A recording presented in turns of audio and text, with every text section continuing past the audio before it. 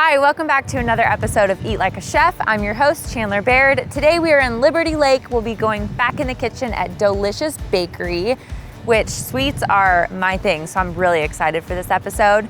Let's head on in and see what they have in store for us.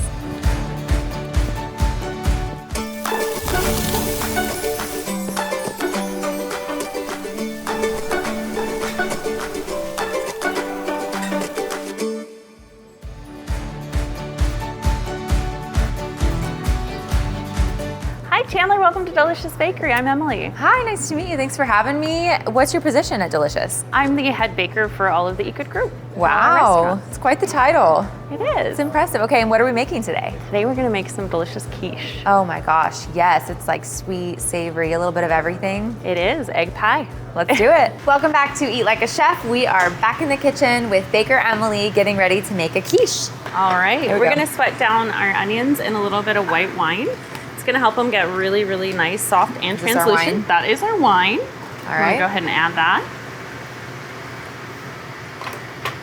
And we'll go as hot as we can to make that go down really fast. I'm gonna add just a little bit of salt in there. Just helps them sweat it out. So our quiche today is gonna be a roasted curried butternut squash. So we roasted it off in the oven. We added a little bit of oil, some curry, some cinnamon, salt, and pepper. Oh my gosh. Roast it off. It gets Let me make sure they taste okay. Absolutely. Quality control. Oh, so it's like candy.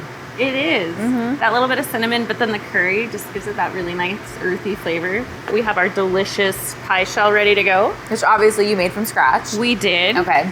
We do. We make that one from scratch. The secret's vodka. No way. Yeah.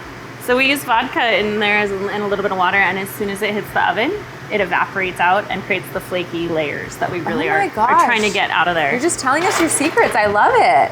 I want everyone to enjoy everything. So yes, absolutely. I do have to say too, we had your biscuits at Incrediburger for the chicken, egg, and biscuit. Oh my gosh. The Big Cat biscuit is... It was incredible. Incredible. Everyone needs to try that biscuit. It's a good biscuit. It took 3 years to make Adam happy with it before we could get it out. So we worked really hard on that one. We're really proud of that. Well, it was worth the wait.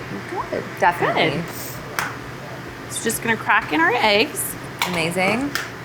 I have a one-handed egg crack skill. Oh, look at you go. You got that. You can come play in the bakery anytime. The next little tip I do is I always put a little bit of mustard powder into my quiche filling. It adds a little bit of nice flavor. Yeah. You're gonna add some salt. Oh yeah, that's a lot of salt. I like that. And pepper. And we have a touch of nutmeg. Ooh. Just helps bring out a lot of those flavors.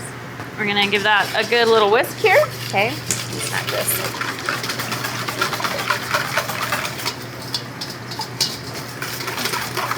Make sure we get that all ready to go. And then we've got our half and half. We're gonna whisk that in. And so right now, y'all are cooking all your delicious recipes in the commissary kitchen in Liberty Lake for Eat Good, right? We do. So every single one of our restaurants, all the bread to desserts to ice creams and all that fun stuff, we do everything. That's a lot of work. It is. Yeah. It's a lot of fun recipes, and the menus are always changing, so we get to play quite a bit, which is great. Okay, and then eventually you're hoping to have an actual location for the bakery. Yes, with a retail space, so that everyone can come in and get their delicious treats. Yes, because right now I want to buy your biscuits, but I can't yet. Soon, okay. It gives me hope. Yes, got it. Yes, soon. And when we're about to this point, I'm gonna add our garlic. I didn't add it right away because I didn't want it to get too dark. Okay. Or get that bitter burnt flavors. Yeah. Just give that going. We're almost there. And then our quiche is gonna go in the oven at 375. And then cooking custards can be a little bit scary because when you pull them out just a little bit too early and you want that raw egg in the middle. Right. So usually it takes about 20 to 30 minutes, but you can always stick a knife in the middle and kind of like take a peek. Yep. Okay. I will peek anytime at a baked good. So once we've kind of got translucent, I'm gonna add in our mustard greens. I'm gonna add a little bit more. And then a nice trick for your quiche is to always put in your ingredients at least par cooked. So that way if your egg sets a little bit faster than your ingredients cook, they'll already be ready. Smart. All right, so that's ready. We're gonna take that off. And with your bakery, we eventually will be able to just come buy your pie crust, hopefully? Yeah, Okay, definitely. so you can take care of the hard part. We'll take care of the hard part, and we'll also fill them and just bake the pies, and you can not have to do anything. Love that. Love So now it. we're gonna add our hot ingredients here into our egg yolks. And one of the tricks is when you're adding something into a yolk that's not cooked, Yeah. it's hot, we wanna temper it. So we wanna make sure that we're moving it so it doesn't actually denature or cook the eggs, and we don't end up with scrambled eggs in there. So I'm gonna keep it moving as I add those ingredients in, just so we don't cook them down. Yeah. So tempering is a big part of like making any kind of custards. We make a lot of ice cream bases and things like that for our restaurants. So we always got to make sure we're not sending a scrambled egg ice cream because that Absolutely. does not sound delicious. Delicious. Delicious. So now we're gonna add in our butternut squash. And we're gonna add in the broccoli over there. Okay. Tell me when. Yeah, go When? for it. All right. Now we're just gonna pour this into our crust here. Look at that. It's loaded. Pretty bits in there. And just make sure you kind of sink those guys in there, because if they're sticking out, they might brown and burn. Okay. All right, so now we're gonna put this guy in the oven. You ready to see the finished product? Let's do it. All right. Perfection. Look All at right. that. Wow. So it I- cooked so evenly. Yeah. And I finished it with just a little bit of crumbled Parmesan, just to give it a little bit more salt and a little bit more richness. How about Amazing. we cut into it? Yes, please. All right. All right. So while she's grabbing our knife, we will cut to commercial break. Don't forget to join us after, where we'll be making another recipe with Chef Adam Hegsted.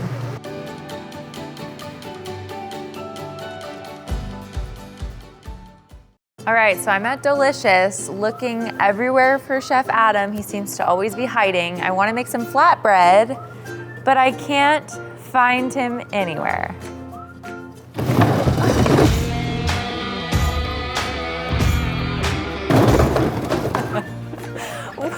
I'm here. Adam, you never cease to amaze me. That was quite the entrance. Just packing boxes for Sheriff Farm.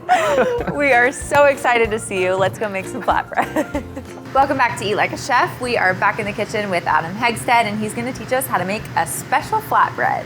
Okay, so we're going to start off by making a little bit of caramelized onion marmalade. So the trick here is that using the mandolin to make really thin cut onions. And this would be the same thing we would do sort of for French onion soup as well. Okay. But really all I'm going to do is just shave these onions like pretty thin.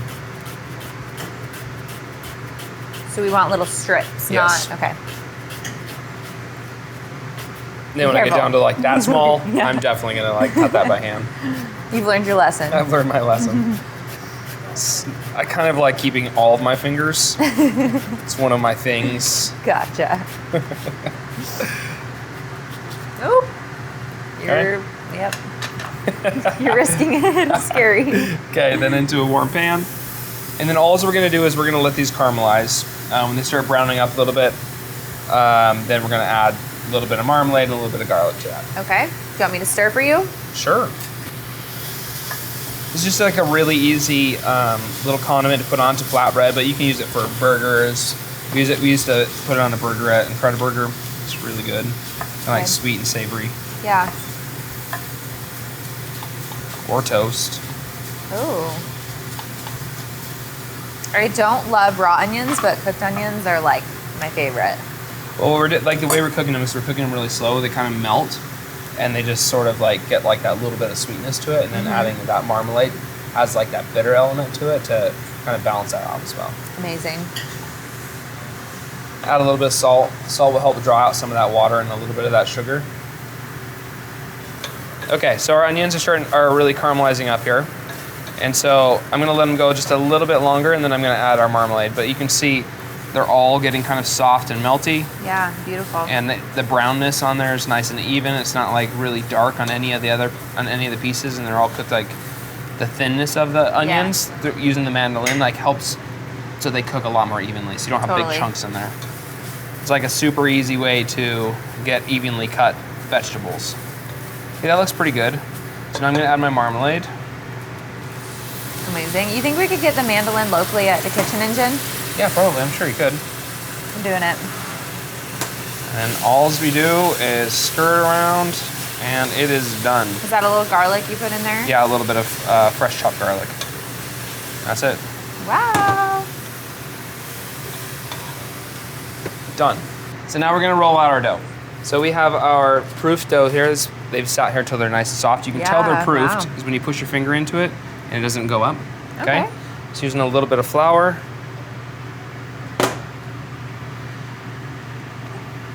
And mostly I'm gonna spread it with my hands. I mean, that's like a little bit easier way to do it. And then I'll roll it out with this after I kind of get it spread out a little bit. You're not gonna throw it up and punch it and... I mean, if you really want flour in your hair, I can do that. Might be worth it. Okay, stretch it out a little bit. Do you go round or do you go oval? Kind of in the middle. Okay. Okay, Not that there it we matters, go. but yes. And then basically we want to make sure that we're gonna use a sheet pan. So you can use a pizza peel, you can use really anything to do this, and you just don't want your dough to stick. So you have to make sure and flour that a little bit. You can use cornmeal, a little bit of regular flour. Just put it right on top of there. Spread it out again. And then I'm gonna let you dress it. So we'll start out with a little bit of olive oil. Okay. Rub it in. Rub it in. Okay. And then we'll put our marmalade. Dude. Ooh. Oh, that's hot. Woo. Woo. Use that. Woo. Okay, and then I have some Camembert cheese. What is it? Camembert cheese. It's like brie. Yeah, it Very looks like similar. brie. Yeah. Amazing. Do you like to use all of this or? You can make whatever you like there. Oh my gosh, this is too much pressure, Adam. And then finish with a little bit of fresh chopped rosemary. A little more cheese. Okay. Then I'm going to shave a couple pears. A little bit of pear here. Woof.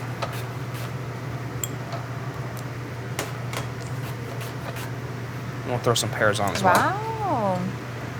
I'm sorry.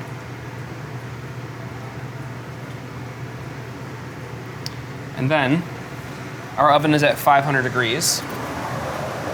So I just put a sheet pan, a flipped over sheet pan here, and we're just gonna cook it right on top of that. See if I can get it off. Why not just cook it on that pan? You want it to be hot? Because I wanted the pan to be hot. Yeah. And that's kind of why, like a pizza stone's a really good idea. Okay. So the pizza stone is like really hot and it stays warm. And so when you add that pizza to it, it stays the same temperature. So that'll take about 6 to 8 minutes. Okay, so this is looking beautiful here. So I'm gonna just slide it back onto our tray, hopefully. Oh. Okay, and then I'm gonna just brush a little bit of olive oil on the edges. Add a little bit of salt. A little bit of pepper. And then we have some greens here that I'm just gonna put on top. This is baby kale. Oh. And then slide it onto our board.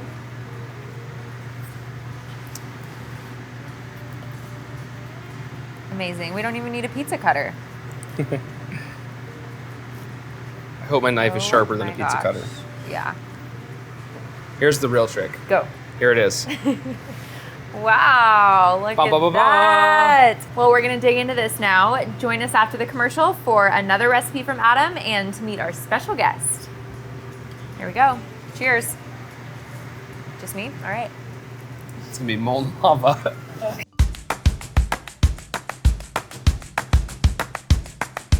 Okay, so we're gonna make caramel sauce. This is one of the easiest dessert sauces you can make, and it doesn't take that many ingredients. So all we're doing is adding sugar and a little bit of water. I usually do 50% water. Then I'm just gonna give that a little stir. After I stir it initially, I'm not gonna stir it at all. So I'm gonna add a little bit of lemon juice, and this helps so it doesn't crystallize. And then just a little pinch of salt. That's just to add a little bit of flavor and add a little depth to it. And then we'll let it cook until you start seeing a little bit of caramelization around the outside. Okay, so you can see the edges are starting to caramelize here. I'm gonna turn off the heat because the residual heat in the pan will continue to cook that. Gotcha. It's smelling amazing already. And so if I wanted to clear caramel sauce, I could let this cool now, like let it cool down a little bit and just add water. And I would just have a clear caramel sauce. So you would just reconstitute it to caramel. But I wanted a little bit more creamy. Of course. So I'm going to add a little bit of cream. Ooh. And you see that boils up like pretty fast. So you Yeah. want to make sure your hands are not near there. And then a little bit of butter. Oh my gosh. And so then we have like that sort of nutty, that butter starts to caramelize a little bit and you get that really like kind of nutty flavor as well. Yum. And add a little more cream to it just to thin it out. Okay. And there we go. That's it. Look at that. Who knew it was that easy? Super easy. We're not buying store-bought caramel anymore. And All way right. more delicious. Yes.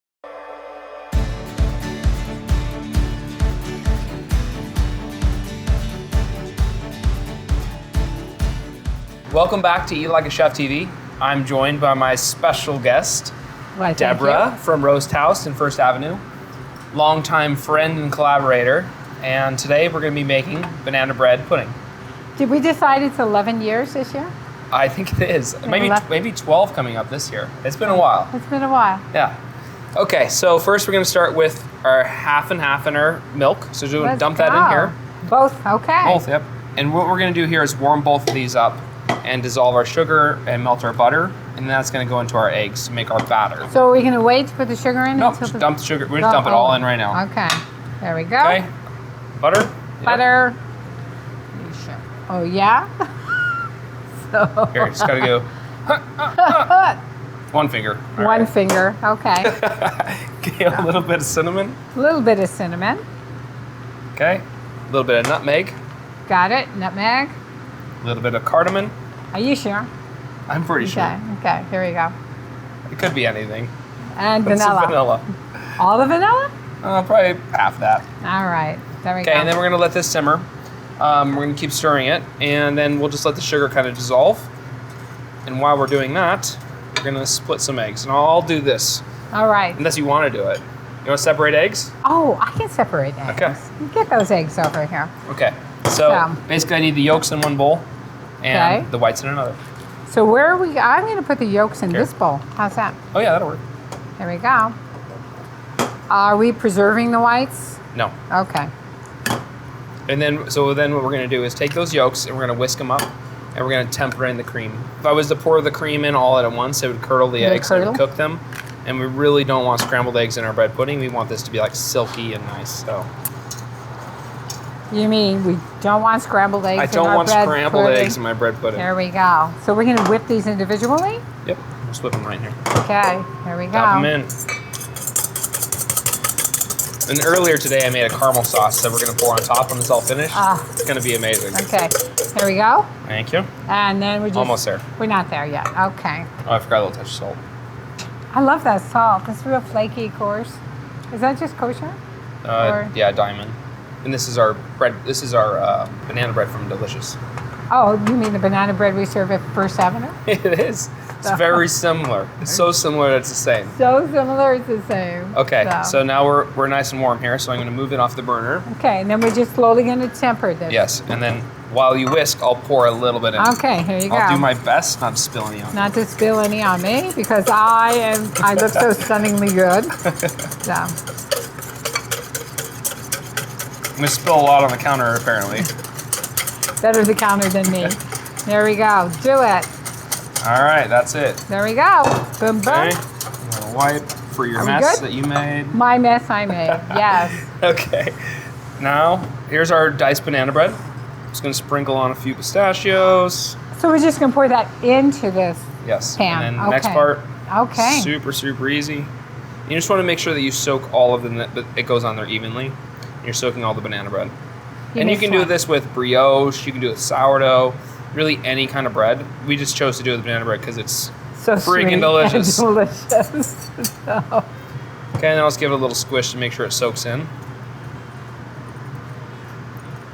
Then that's just going to go right into the oven. and then just in the oven, not covered? Nope, just like Okay. this. It'll take about 25 or 30 minutes. Okay.